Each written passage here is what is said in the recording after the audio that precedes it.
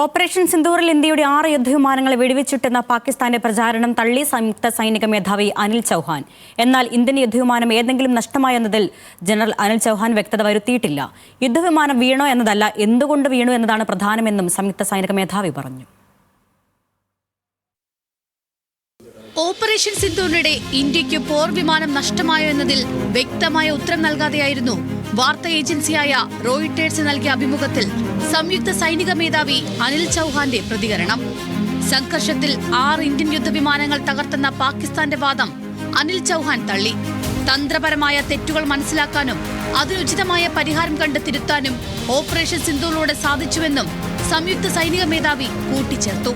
US president Donald ട്രംപിന്റെ ഇടപെടലാണ് ആണവ യുദ്ധം ഒഴിവാകാൻ കാരണമെന്ന വാദവും അനിൽ ചൗഹാൻ തള്ളി. 4 ദിവസം നീണ്ട സംഘർഷം ഒരിക്കൽ പോലും ആണവ യുദ്ധത്തിന്റെ വക്കിലെത്തിയിട്ടില്ലെന്നും അനിൽ ചൗഹാൻ വ്യക്തമാക്കി. ഓപ്പറേഷൻ സിന്ദൂറിനിടെ ഇന്ത്യൻ യുദ്ധവിമാനങ്ങൾ നഷ്ടപ്പെട്ടു എന്നതിൽ കേന്ദ്ര സർക്കാരിന്റെ ഭാഗത്തുനിന്ന് ഔദ്യോഗിക സ്ഥിരീകരണം ഉണ്ടായിരുന്നില്ല. എന്നാൽ ഇന്ത്യ പാക് സംഘർഷത്തിൽ സേനയ്ക്കും നഷ്ടമുണ്ടായി എന്നാണ് സംയുക്ത സൈനിക മേധാവി വെളിപ്പെടുത്തുന്നത്. National desk, news Malayalam.